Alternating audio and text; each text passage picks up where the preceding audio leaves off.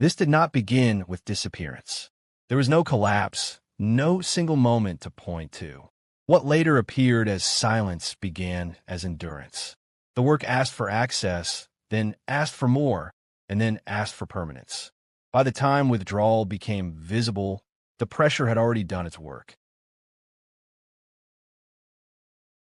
Shelley Duvall entered Hollywood without strategy, insulation, or a clearly articulated ambition for fame. She was noticed because she was present, responsive, expressive, and unguarded in ways that resisted calculation. Her visibility emerged from proximity rather than pursuit. She was seen because she was available to be seen.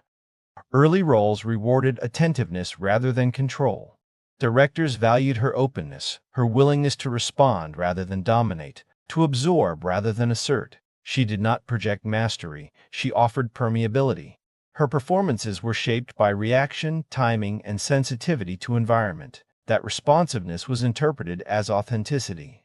Authenticity, in turn, was interpreted as reliability. The distinction between emotional openness and emotional durability was not examined. Success followed quickly and without preparation. There was little time to acclimate to scale or expectation.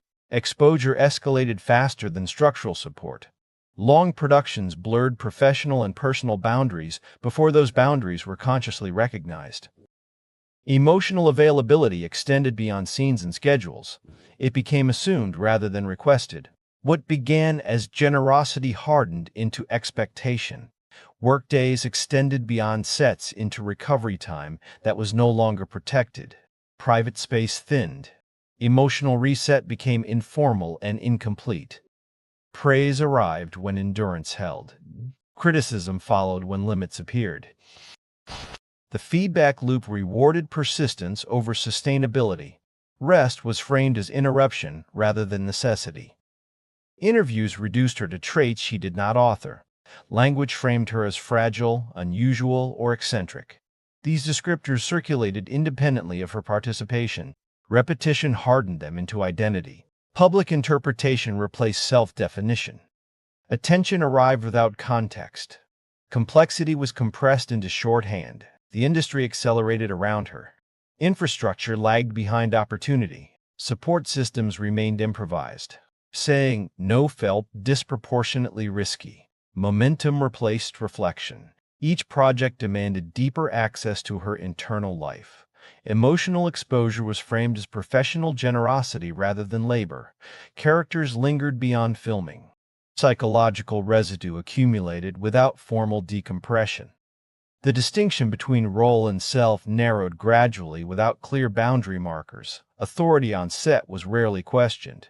Intensity was framed as artistic necessity rather than negotiation. Vulnerability became labor. It was praised, relied upon, and increasingly expected. Visibility expanded without insulation. Attention followed her beyond workspaces, into public and private settings alike. Quiet became scarce. Early success demanded constant output. Emotional strain accumulated incrementally rather than dramatically. There was no singular breaking point. Pressure settled steadily. Recovery windows shortened. The gap between her public image and private endurance tightened. Adaptation took the form of continued motion. Pausing felt more dangerous than proceeding. Silence was not yet imaginable. Movement preserved relevance. Stillness suggested failure. Before withdrawal became visible, the weight had already formed.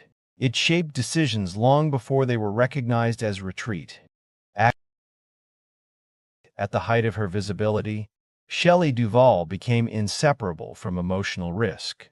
Filmmakers trusted her to embody anxiety, imbalance, tenderness, and unease without distance. Performances required immersion rather than imitation. Characters were inhabited rather than constructed. Emotional states were sustained rather than referenced. Her work relied on continuity of feeling across extended periods. Sets became prolonged environments of pressure. Emotional tone was maintained day after day. Endurance was praised as professionalism. Boundaries dissolved beneath the language of authenticity. The expectation was not merely performance but availability.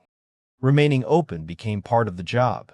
Her willingness to remain exposed was interpreted as strength. The distinction between consent and expectation blurred. The audience encountered results without context. What appeared effortless on screen was supported by sustained internal exertion. Fame expanded recognition while shrinking margin. Industry cycles accelerated. Demand intensified. Production schedules tightened. Turnaround shortened. Public fascination drifted from work toward appearance, voice, and perceived vulnerability. Commentary followed her beyond projects. She became discussed as frequently as she was watched. Visibility amplified distortion. Nuance flattened into caricature. Emotional labor became spectacle. Success generated expectation without relief. Each role promised grounding while extending depletion. To retreat risked irrelevance. To continue risked exhaustion. She worked across genres yet remained defined by fragility. Public narratives resisted revision. Interviews recycled familiar frames. Curiosity replaced empathy. Her image circulated independently of her agency. Omnipresence eliminated unobserved space. The ability to exist without interpretation diminished. Strain accumulated quietly through repetition. Not collapse, but compression. Emotional range narrowed under sustained demand. Recovery was partial and inconsistent. Each project extracted more than it returned. Fame did not fracture suddenly. It pressed steadily. The industry rewarded commitment while avoiding responsibility. By the time her name alone carried weight, her internal reserves were already taxed. Success no longer expanded opportunity. It narrowed acceptable options. Visibility demanded explanation. Performance extended beyond film into self-presentation. Withdrawal felt increasingly necessary, though not yet actionable. There was no established mechanism for recalibration. Only continuation or disappearance appeared available. The full weight of fame rested without release. The system recognized output, not preservation. Emotional depletion remained invisible so long as performance continued. Withdrawal arrived gradually, without declaration. There was no single moment of departure. Roles slowed. Appearances shortened. Silence widened incrementally. Silence invited projection. Interpretation filled the gap left by non-response. Explanation was expected but not offered. She relocated away from professional centers and public circuits. Distance altered daily rhythm. Routine replaced performance. Privacy became shelter. Relief arrived unevenly. External pressure diminished, but internal accumulation surfaced. Without structure, years of sustained emotional availability revealed their cost. The removal of expectation exposed residue that had not been processed. Exhaustion was no longer deferred. Time slowed. Crockery lacked clear direction. Public culture rarely grants grace to unannounced exits. Questions replaced work. Rumors substituted understanding. The absence itself became the story. Silence was treated as anomaly. She did not correct it. She did not return to contextualize or clarify. Withdrawal was not staged. It was uneven, personal, and prolonged. External demands faded. Familiar scaffolding disappeared alongside them. Identity recalibrated slowly, without external markers of success or validation. Time stretched differently outside visibility. Without deadlines or premieres, days reordered themselves. The world advanced without her. Cultural memory condensed. Separation hardened into permanence. Return required narratives she did not author. Re-entry demanded explanation. Silence became protection. Protection became habit.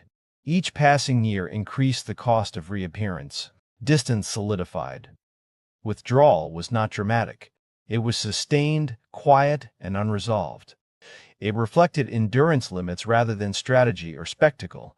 It was not rejection, but preservation without ceremony. And what remains silence reshaped how Shelley Duvall is remembered. Without new work to revise perception, legacy settled into earlier frames. Public memory stabilized around a fixed period of visibility. Absence invited nostalgia, speculation, and misunderstanding. Without ongoing participation, interpretation drifted toward simplification. Complexity thinned. Context receded. The past became representative rather than partial. Silence altered the scale of attention. What had once been continuous exposure condensed into reference points. Individual performances were isolated from the conditions that produced them. The labor embedded in that work faded from view. What remained visible were outcomes rather than processes. Memory favored image over endurance.